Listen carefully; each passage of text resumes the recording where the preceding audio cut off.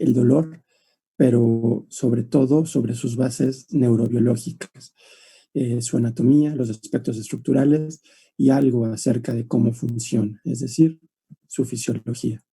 De acuerdo a la Asociación Internacional para el Estudio del Dolor, el dolor es una experiencia sensorial y emocional desagradable asociada a daño tisular real o potencial o descrita en términos de dicho daño.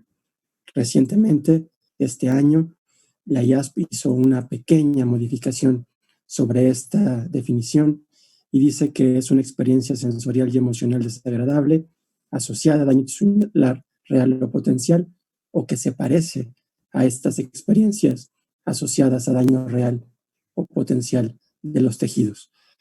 Una parte muy importante de esta definición es aquella que está subrayada en esta imagen, en esta diapositiva, porque el dolor es una experiencia.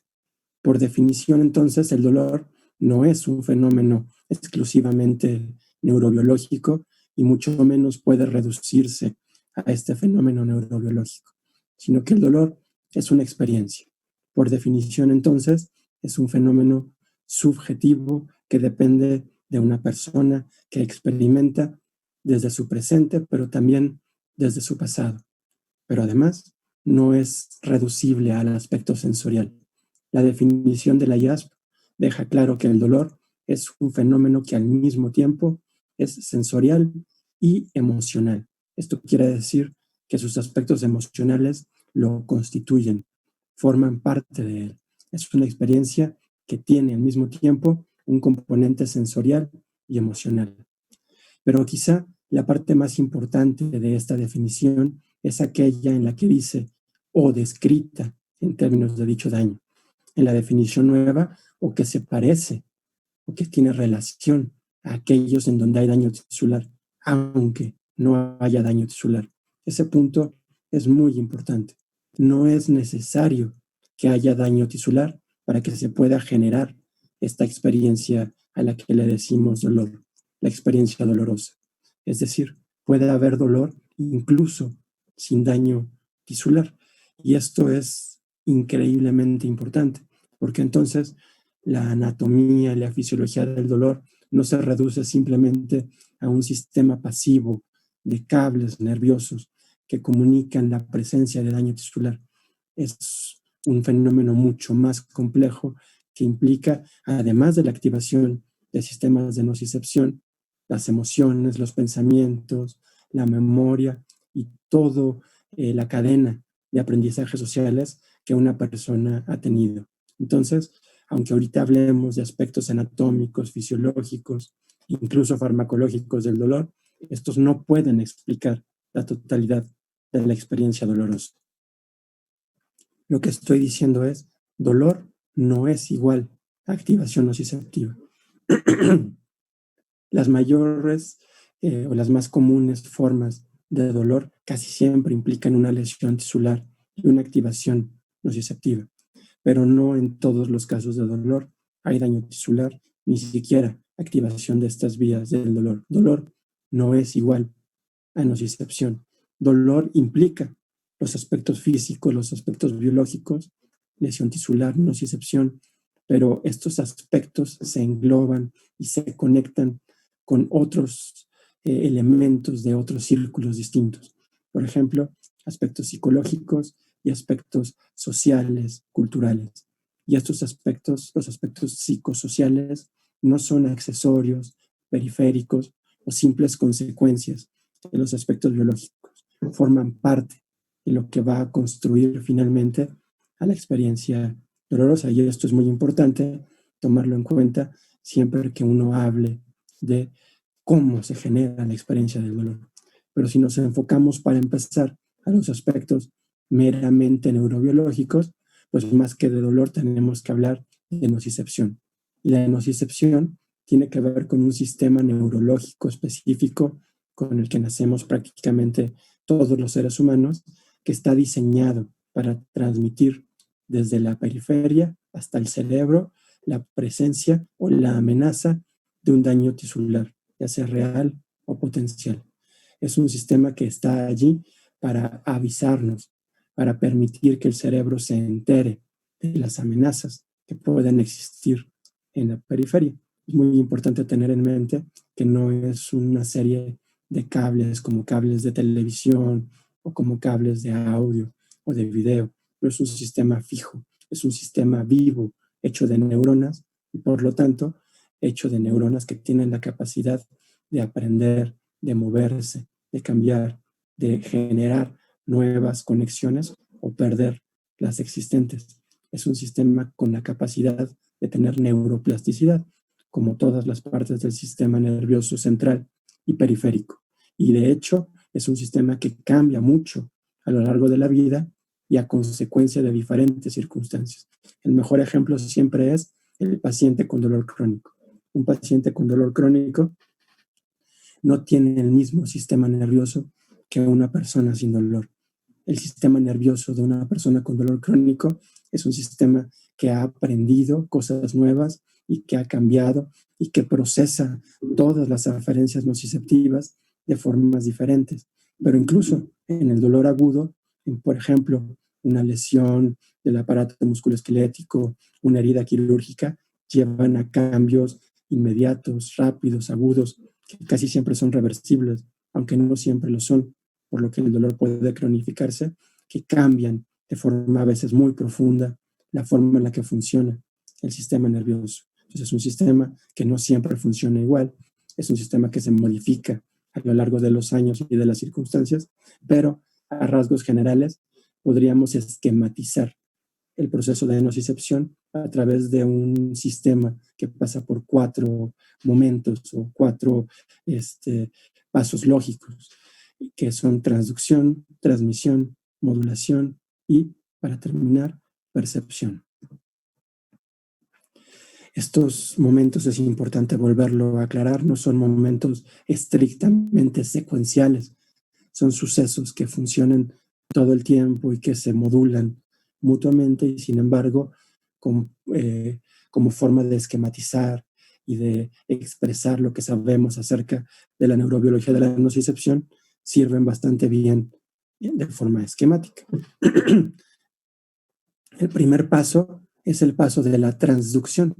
Transducción en general significa convertir un estímulo o una forma de energía a otra forma de energía, específicamente refiriéndonos a la forma en la que funciona el sistema nervioso periférico.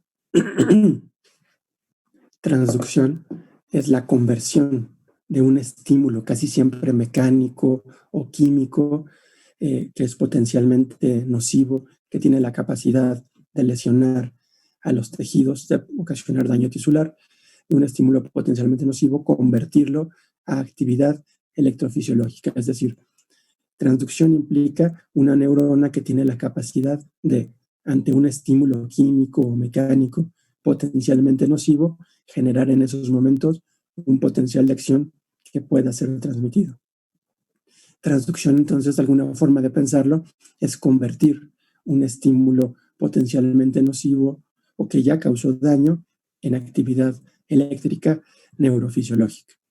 Una vez que se genera este primer potencial de acción ante el estímulo nocivo, acaba la transducción e inicia la segunda fase, la fase de transmisión. Transmisión es que estos potenciales de acción que se generaron durante la transducción sean transmitidos, como la palabra misma lo dice, a través de los axones de las neuronas del aparato somatosensorial.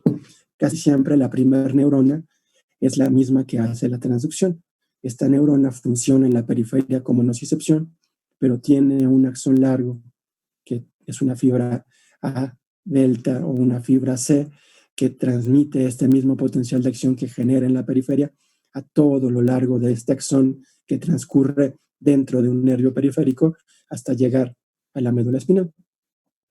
En la médula espinal inicia una primera sinapsis y a partir de ahí se generan muchas más sinapsis que transmiten estos mismos potenciales de acción, ya sea a través de sinapsis químicas o a través de simple propagación de potenciales de acción a lo largo de axones hasta llegar primero al tallo cerebral, luego al tálamo y finalmente a muchos centros especializados diferentes de la corteza cerebral. Esta transmisión lleva finalmente a una percepción. Vean cómo me estoy brincando a propósito este tercer paso de la modulación, porque la modulación tiene un poquito más de sentido al pensarlo después o adicionalmente a la percepción. Empezábamos por una transducción que genera un potencial de acción que es transmitido a través de axones y sinapsis hasta llegar a la corteza cerebral. Cuando llega a la corteza cerebral, estos potenciales de acción son interpretados a través de un proceso integrativo que se conoce como percepción. Es hasta el momento en el que se genera esta percepción que entonces el sujeto, la persona, experimenta el dolor como tal, que es una experiencia, habíamos quedado, que integra al mismo tiempo no solo esta nocicepción que está llegando desde la periferia, sino las emociones, la memoria, todos los aprendizajes previos y la misma concepción subjetiva que tiene la persona acerca de sí mismo, los posibles significados, las posibles amenazas de todo esto que se está integrando en el momento, y entonces se genera la experiencia dolorosa. Empieza por transducción, que transmite y que llega a la corteza cerebral, y entonces se puede construir una experiencia nociceptiva. Ante una misma amenaza tisular que llega al sistema nervioso central, cada persona va a generar o construir una experiencia subjetiva que puede ser completamente diferente. Pero a lo largo de todo este proceso que empieza en transducción y termina en percepción, se llevan a cabo procesos de modulación. La modulación es básicamente la modificación de esta nocicepción que empieza en la transducción y acaba en la percepción. Esta modificación puede ser una modificación a la alta o a la baja. Puede ser una modificación que incremente el funcionamiento de las vías nociceptivas, por lo tanto, siendo hiperalgésica, causando más dolor, o puede ser una modificación que disminuya el funcionamiento de estas vías de nocicepción de dolor y por lo tanto sea una modulación analgésica. Esta modulación se lleva a diferentes niveles. Hay modulación directamente a nivel de las neuronas periféricas, de los nociceptores, hay modulación a nivel de la médula espinal, pero los principales fenómenos de modulación estudiados recientemente tiene que ver con la forma en la que el sistema nervioso central modifica la experiencia dolorosa. Y existen vías inhibitorias y activadoras descendentes que llevan a que directamente el sistema nervioso central pueda modificar que tanta nocicepción se transmite a través de todas estas vías. Entonces, transducción, transmisión, percepción y todo esto modulado, modificado a través del proceso de modulación. Empezando a detallar sobre cada uno de estos pasos, pues obviamente lo primero que hay que hablar es acerca de la transducción. Y la transducción se lleva a cabo por neuronas especializadas conocidas como nociceptores. Aunque decimos especializados, en realidad, cuando uno los ve al microscopio, son simplemente terminaciones nerviosas libres, es decir, axones que llegan a la periferia, pierden su cubierta de mielina y se especializan más funcionalmente. Adquieren la capacidad de responder fisiológicamente a estímulos nocivos mecánicos, químicos, térmicos. Hay dos principales tipos de neuronas capaces de convertir estímulos nocivos en potenciales de acción.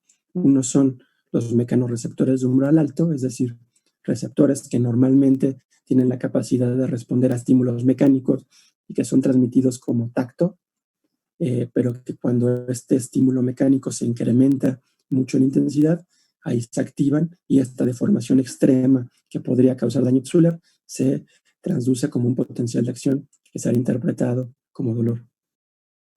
Pero los más comunes, los principales, son los nociceptores polimodales, que son axones, terminaciones nerviosas libres, con la capacidad de responder a una gran diversidad de estímulos mecánicos, térmicos, pero también estímulos químicos, porque responden a diferentes sustancias que suelen estar presentes cuando hay un daño tisular, como la presencia de acidosis en la forma de hidrogeniones, o factores de inflamación como citocinas, prostaglandinas, o la liberación de sustancias estrictamente intracelulares como potasio. Todas estas sustancias tienen la capacidad de llevar a estos nociceptores a generar potenciales de acción.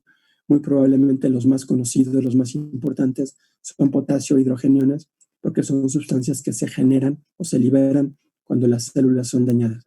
Pero también son muy importantes aquellos que tienen que ver con la respuesta inflamatoria que acompaña a prácticamente cualquier daño o amenaza de daño tisular.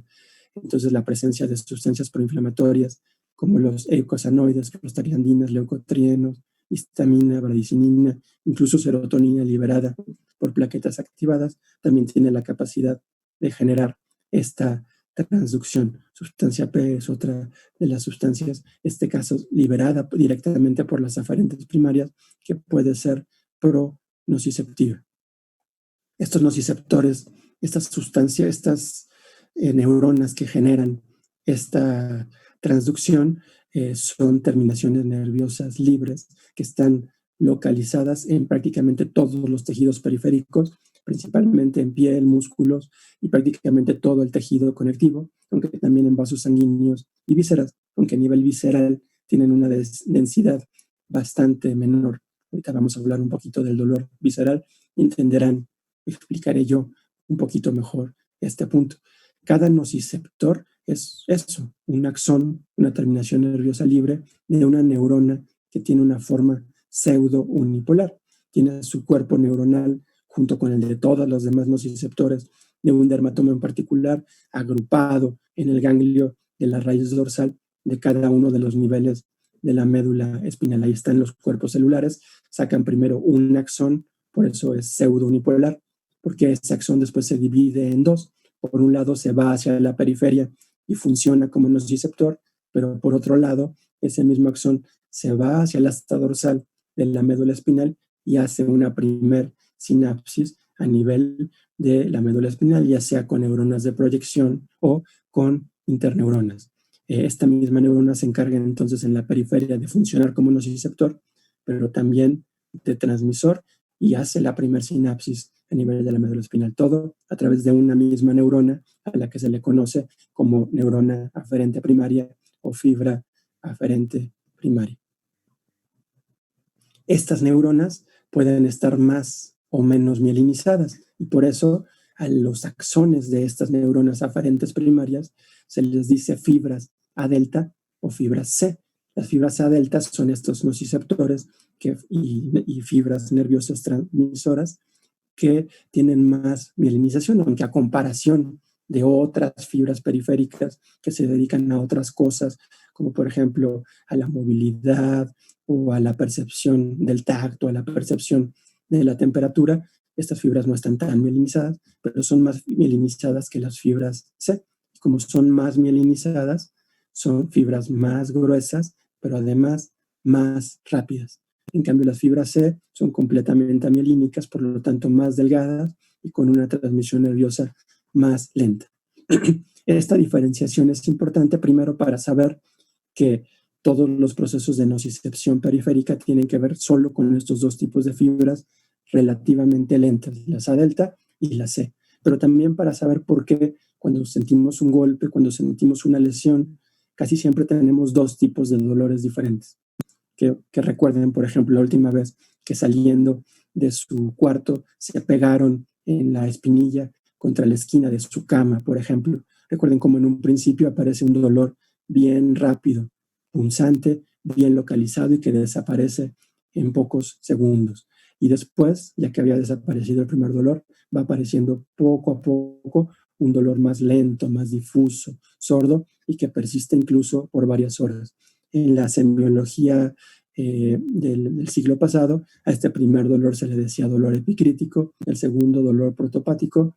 Ahora ya sabemos que son dos dolores que en realidad están transmitiendo información de un mismo daño tisular, pero transmitido primero rápidamente por las fibras A delta y después un poco más lentamente a través de las fibras C.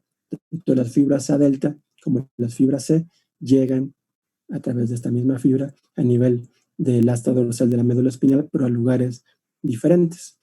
Hay nociceptores en toda la periferia, pero les decía que también hay nociceptores a nivel visceral a través de todos estos órganos intraabdominales o torácicos. Es importante mencionar que aunque también estos órganos tienen nociceptores, la densidad de nociceptores es mucho menor, solamente tienen una densidad de alrededor del 5% de los tejidos de la periferia, de la piel, del tejido subcutáneo, de los músculos, de los tendones. La razón de esto es que el dolor de las vísceras pues es un dolor un poquito menos útil que el de la periferia, porque cuando tenemos una amenaza de daño tisular en la periferia, esto casi siempre significa que tenemos que retirar esa parte del cuerpo, o correr, o prepararnos para pelear. Podemos hacer algo para evitar esta amenaza de daño tisular. Sin embargo, con las amenazas intraorgánicas, amenazas viscerales, es más difícil que una persona en realidad pueda escapar, y por eso es menos importante poder localizar exactamente qué y dónde está sucediendo. Sin embargo, sí hay nocicepción visceral, pero con una densidad de nociceptores mucho menor, pero además con nociceptores diferentes, distintos, que generan potenciales de acción ante circunstancias diferentes. Los nociceptores periféricos responden a estos estímulos mecánicos, térmicos, químicos, pero los nociceptores que están en las vísceras no responden a estos mismos estímulos, sino que responden mejor a cosas que ocurren en las vísceras, como distensión visceral, la contracción de esa víscera por un agente externo, a isquemia y a otros factores químicos diferentes a los que se responde en la periferia. Sobre todo responden mucho a factores inflamatorios. Por estos cambios, por estas diferencias, algunas vísceras incluso son insensibles y no ocasionan dolor, como por ejemplo el hígado. Pero las vísceras que sí presentan dolor, además, el dolor que generan es un dolor fenomenológicamente diferente. El dolor visceral es un dolor mucho más difuso, más sordo y mucho más difícil de localizar, además de que generalmente se acompaña de diferentes reflejos autonómicos como náusea y como sudoración. Además, otra diferencia muy importante es que el dolor periférico, el dolor somático se siente claramente allí donde está la lesión tisular. Eso no ocurre en el dolor visceral. El dolor visceral siempre se siente en una zona del sistema nervioso periférico, siempre se siente en la piel, en el músculo, en el hueso, en un lugar somático, localizado somáticamente. La razón de esto tiene que ver con que las aferencias nociceptivas viscerales siempre van a terminar llegando a neuronas del asta dorsal de la médula espinal en conjunción con la de las aferentes somáticas o las de la piel. Por eso, si me duele el estómago, no me duele el estómago, el dolor lo siento en la piel del abdomen, en la pared abdominal que está por encima del estómago. Igual con el apéndice, no me duele el apéndice, me duele la pared abdominal que está por encima de la fosa ilíaca derecha. Allí es un poquito más difícil de entender lo que estoy diciendo, pero con otros vísceras es más importante. Si tengo, por ejemplo, un infarto agudo al miocardio, el dolor no lo siento en el corazón, lo siento sobre el esternón, pero incluso lo puedo sentir en el cuello del lado izquierdo, o en el hombro, o en todo el brazo izquierdo. ¿Por qué? Porque el dolor visceral no se siente en la víscera, se siente en alguna parte del cuerpo. Si yo tengo un problema en la cápsula hepática o en el diafragma derecho, no siento el dolor en esa zona, siento el dolor en el hombro derecho. A este tipo de dolor se le dice referido, y el dolor visceral siempre es referido. Las vísceras duelen refiriéndose a una zona diferente del cuerpo. Terminando el tema de la transducción y los nociceptores, habrá que hablar ahora de transmisión. Quedamos que estos potenciales de acción que generan estos nociceptores viajan por esa misma neurona, la fibra delta o la fibra C, y llegan a través del asta dorsal de la médula espinal a la médula espinal a hacer su primer sinapsis.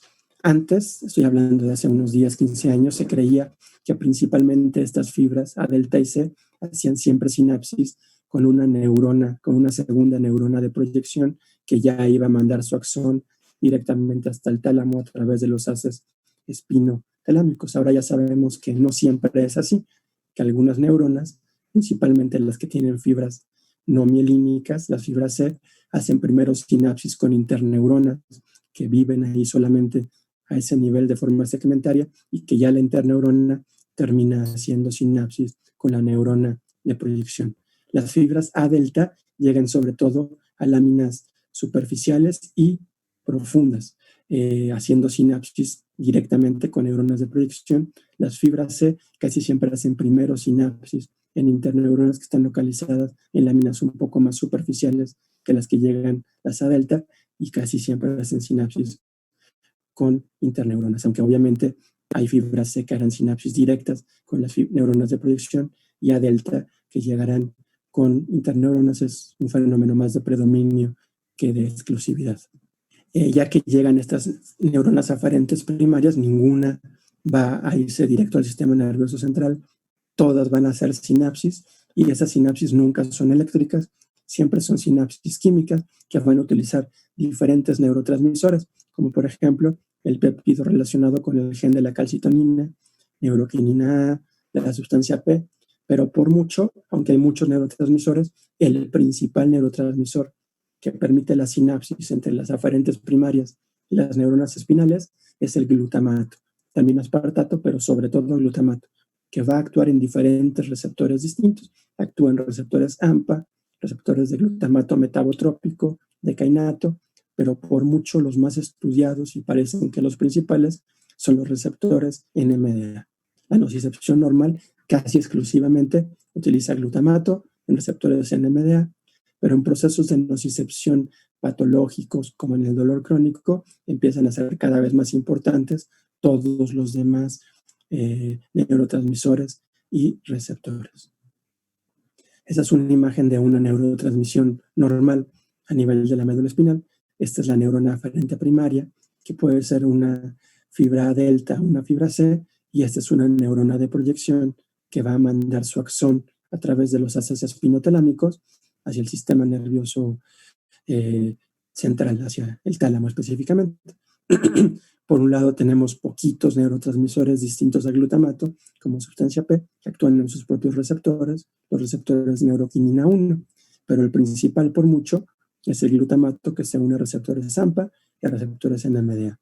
Pero suele haber pocos receptores en general, y muchos de estos receptores están inactivados. Por ejemplo, el receptor NMDA en circunstancias normales está bloqueado por iones de magnesio.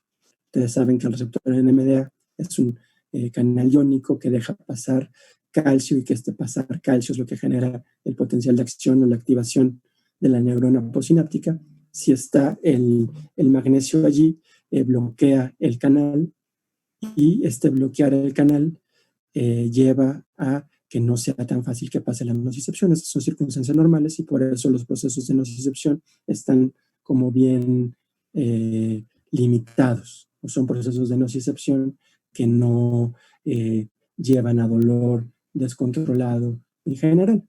En circunstancias de dolor crónico esto puede cambiar. Estas neuronas que reciben la señal de la aferente primaria pueden ser de varios tipos. Ya habíamos quedado que pueden ser neuronas de proyección, que van a proyectar la información nociceptiva hacia el cerebro, o pueden ser interneuronas, neuronas que se quedan a nivel segmentario en la médula espinal. Dentro de las neuronas de proyección tenemos dos tipos diferentes: las específicas para nocicepción, que son neuronas de proyección que solamente reciben información nociceptiva, y otras, unas de las más estudiadas, que se llaman neuronas de amplio rango dinámico. Las neuronas de amplio rango dinámico se llaman así porque reciben y transmiten estímulos nocivos, pero también no nociceptivos. Estos son muy importantes para explicar fenómenos como la alodinia. Personas que de repente un estímulo que no es nocivo se empieza a sentir como dolor. Les tocamos la piel y sienten dolor, sienten ardor. A esto se le llama alodinia, y tiene que ver con estas neuronas de amplio rango dinámico que reciben los dos tipos de información. Las interneuronas, en cambio, son neuronas que sirven para modular cómo pasa la información nociceptiva. Tienen la capacidad de solitas, o a través de recibir información que viene del cerebro, incrementar o disminuir la información que va a pasar hacia las neuronas de proyección. Cuando una aferente primaria llega a una interneurona, después la interneurona manda o no manda la señal amplificada o disminuida a alguna de estas dos neuronas de proyección. A estas neuronas de proyección a veces se les dice neuronas de segundo orden, y a las primeras, a las aferentes primarias, neurona de primer orden, a veces también se les dice primera y segunda neurona. Estas neuronas de proyección, entonces, están aquí localizadas en el asta dorsal de la médula espinal. Llegan las fibras A delta y C, que son la primera neurona que tiene su cuerpo en el ganglio dorsal de la médula espinal, hacen esta primer sinapsis con la neurona de proyección, que puede ser una neurona de amplio rango dinámico o específica de la nocicepción, mandan su axón de forma contralateral a través del haz espinotalámico. El haz espinotalámico manda la señal de forma directa, sin sinapsis intermedias, hacia diferentes zonas del tálamo. Es importante aclarar que el haz espinotalámico se puede dividir en dos grandes grupos, uno más viejo evolutivamente, el haz paleoespinotalámico, y uno más nuevo desde el punto de vista evolutivo, que es el neoespinotalámico. El haz neoespinotalámico es más lateral, el paleoespinotalámico más medial. Vean cómo en esta imagen se queda claro que las fibras A delta, las más rápidas, suelen viajar por el haz neoespinotalámico, mientras la información que llegó por las fibras C viaja más por el paleoespinotalámico. Vean cómo desde la periferia ya están diferenciados dos tipos de dolor. Un dolor más lento que viaja por el haz más viejo evolutivamente, un dolor más rápido que viaja por el haz más nuevo evolutivamente. En ambos casos llegan al tálamo, pero a lugares diferentes del tálamo. Por mucho, el dolor en su mayoría va a viajar por alguno de estos dos tractos del haz espinotalámico, ya sea por el neo o por el paleo. Aunque no es la única forma. La otra forma de transmitir dolor es una forma más vieja todavía evolutivamente, que es el tracto espino-reticular. Es un tracto que viaja desde la médula espinal hasta la formación reticular y parece que tiene fines como muchísimo más autónomos, mucho menos relacionados con la conciencia o con la experiencia dolorosa o con el ser humano. Es un tracto que tiene mucho más historia evolutiva y que tiene mucho más que ver con que el cuerpo tenga la capacidad de llevar a cabo las respuestas autonómicas adecuadas ante la posibilidad de daño tisular, activar el sistema nervioso simpático, por ejemplo, tener taquicardia, prepararse para pelear y este tipo de cosas. El tracto espino-reticular está más involucrado con una forma de dolor más difusa, inespecífica, difícil de localizar y mucho más relacionada con los componentes afectivos que con los componentes sensoriales del dolor. Por eso el más estudiado y el más importante pues son las formas de dolor más humano, las de los haces espinotalámicos que van a llegar al tálamo. Ya saben ustedes que el tálamo se puede dividir en muchos núcleos diferentes, localizados tridimensionalmente. La información que llega a través de los haces neoespinotalámicos llega sobre todo a los núcleos ventrobasales. En cambio, la información que viene por el tracto paleoespinotalámico llega sobre todo al núcleo centromediano. Vean cómo esta diferenciación que estaba desde la periferia en fibra C y fibra A delta se mantiene hasta el nivel talámico, llegando a través de haces diferentes y de núcleos talámicos distintos. Sigue ahí esta diferenciación anatómica desde la periferia. Y luego esta información que llegó al tálamo se va a mandar a la corteza cerebral. Cuando estudiamos dolor en la carrera, casi siempre nos imaginábamos que en cuanto esta información llegaba a la corteza cerebral, simplemente sentíamos dolor y ya.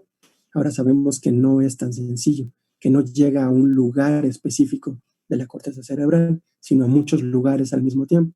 Sí es cierto que llega primero a la corteza somatosensorial primaria y que eso es lo que hemos de forma tradicional pensado que es el momento en el que tenemos conciencia del dolor, pero ahora sabemos que no solamente llega ahí, también a la corteza secundaria y a otras zonas de la corteza cerebral que tienen más que ver con el sistema límbico, con los aspectos más emocionales del dolor y que llega a todos estos lugares al mismo tiempo. Cuando se han hecho recientemente resonancias magnéticas funcionales del sistema nervioso central en personas que están sintiendo dolor, se prenden, se encienden, no solo la corteza somatosensorial, sino también la corteza prefrontal, la amígdala, ganglios basales. Se piensa en la actualidad que los ganglios basales son muy importantes en la modulación de la experiencia dolorosa y también zonas en el cerebelo.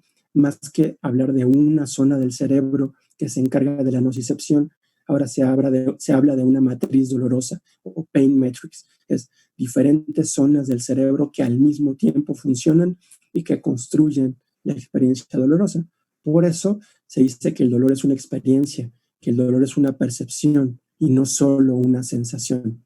El dolor es una experiencia subjetiva, producto de la actividad integrada de diferentes formas o zonas del cerebro, muchas que tienen que ver con la memoria y con la historia y de quién es cada uno de estos individuos. Por eso, la actividad electrofisiológica que viene de la periferia no es suficiente para producir la experiencia dolorosa y de hecho ni siquiera es necesaria esta información que viene de la periferia.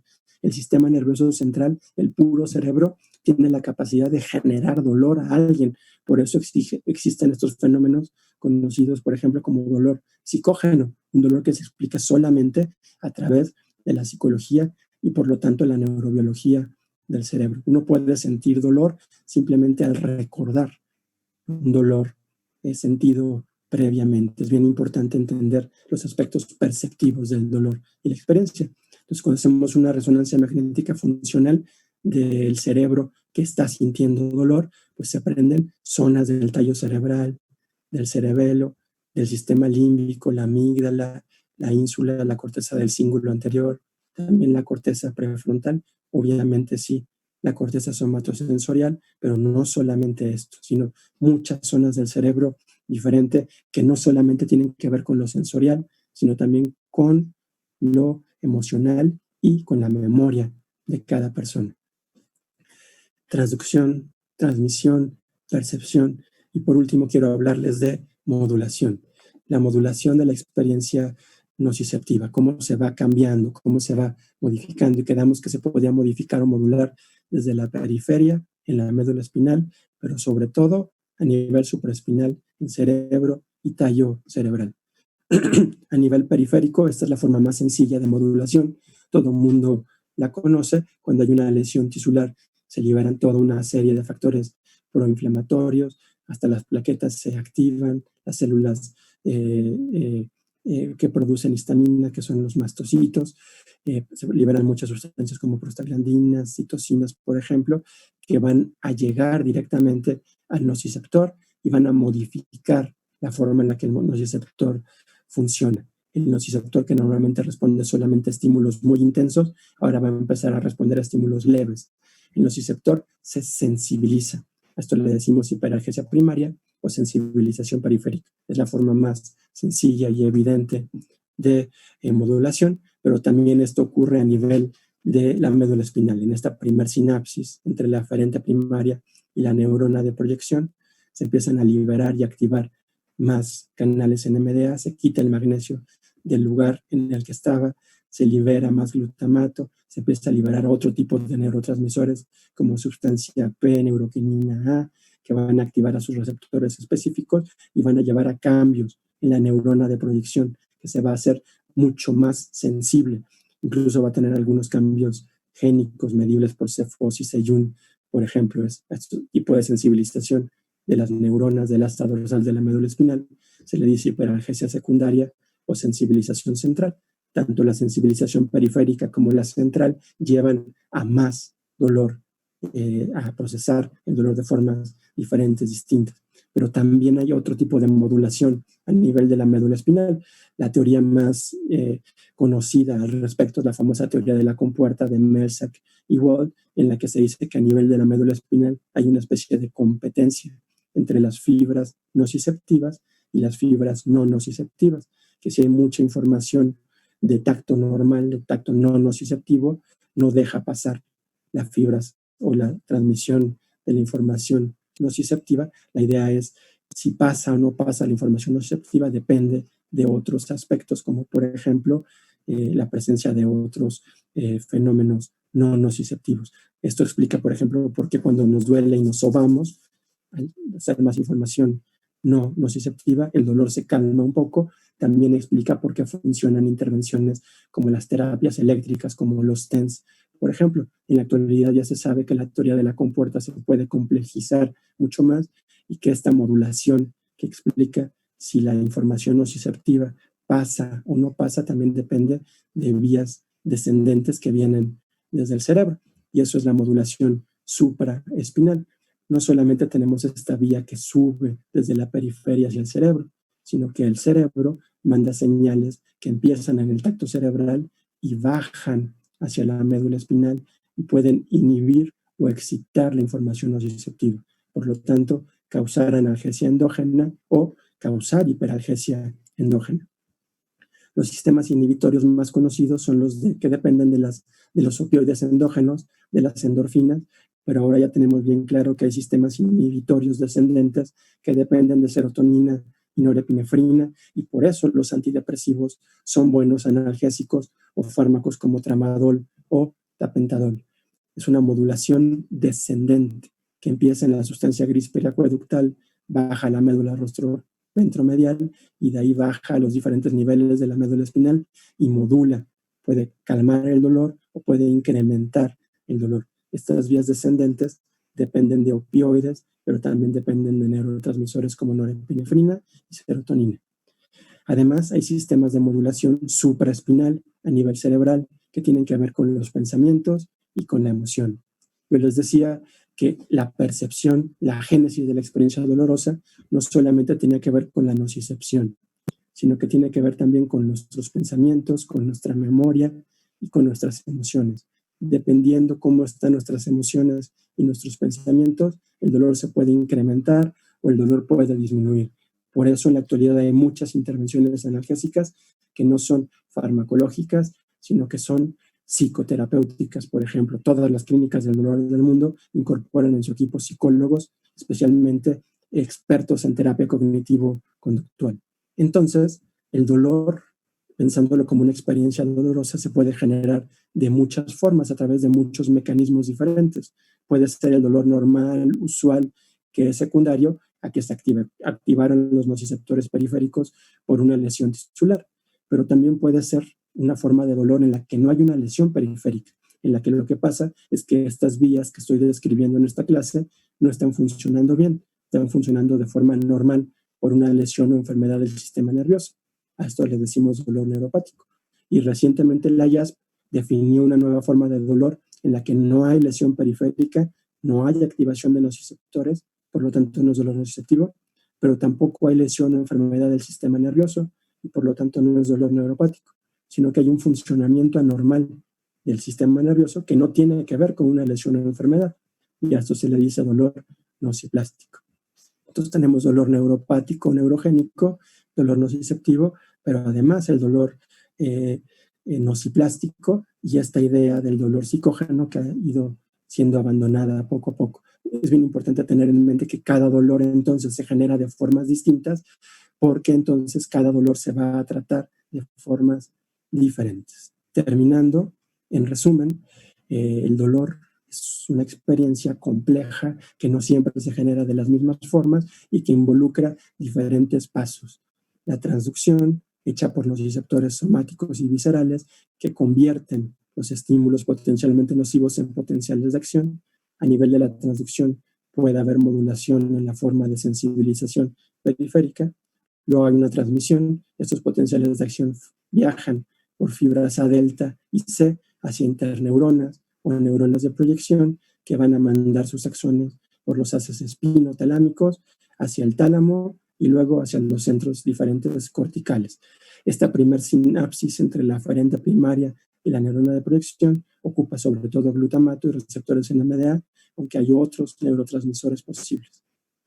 Esta información termina llegando a la corteza, pero no a una zona de la corteza, sino a diferentes, algunas que se encargan de los aspectos sensoriales y otros de los aspectos afectivos. En conjunto forman toda una matriz que genera la experiencia dolorosa, que no solo tiene que ver con la nocicepción, sino con los aspectos subjetivos, psicológicos, sociales, emocionales de cada persona.